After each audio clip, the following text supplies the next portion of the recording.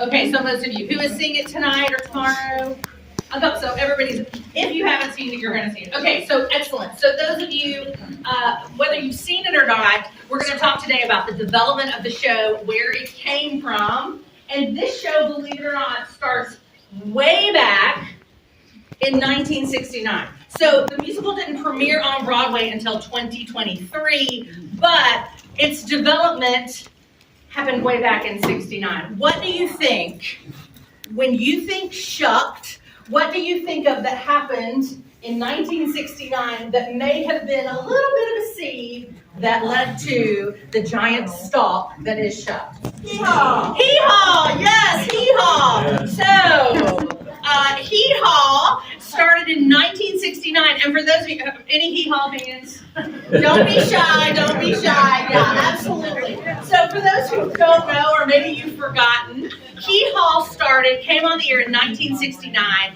Believe it or not, Hee Haw, which was set in Cornfield County, a rural southern county, was conceived by a couple of Canadians, if you can believe it. And believe it or not, and they were hoping to capitalize on the rural settings that were happening all over television. So think about shows that were popular in the late 60s that were set in the rural South. Not all of them in the South necessarily, but all set with rural Southerners.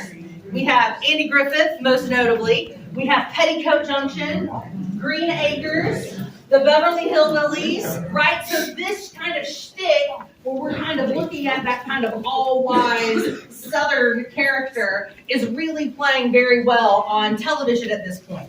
Something else is playing really well on television at this point, and it is a comedy hour. So think Rowan and Martin's Laugh-In, if you're familiar with that show, happening at the same time. So the idea that these Canadians came up with was, what if we combine shows like Rowan and Martin's Laugh-In with slapstick comedy and corny jokes and celebrity hosts who show up and sing songs and do acts and things like that, with this push for rural comedy, as we see in Green Acres and Beverly Hillbillies and Andy Griffith, etc. What if we combine those two things, and what do you get when you mix them up?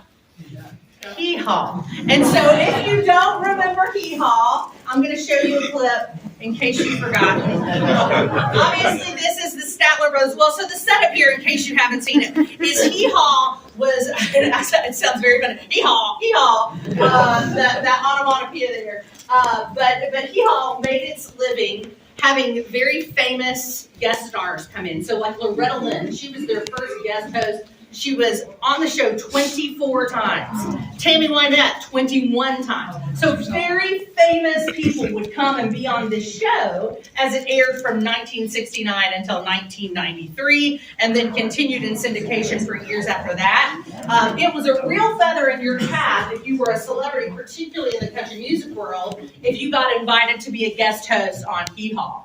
And so here you're going to see, these are obviously the Statler Brothers, but you'll see a couple of other people that you recognize in this montage. And I'm going to play it. It's about 2.5 minutes long. And I'm going to play it because I think it might help you to see where some of the jokes come from. Because we're really playing with that corn idea when we watch Hee Haw here. So here we go.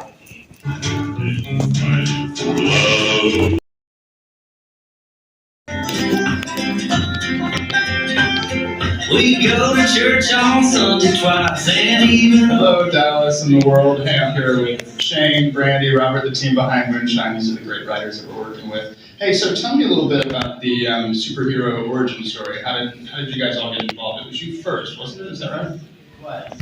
Yeah, I got a call from my agent in New York, who was working with Steve Buchanan, who is the president of Opry Entertainment, asking me had I ever heard of a TV show called Hee Haw.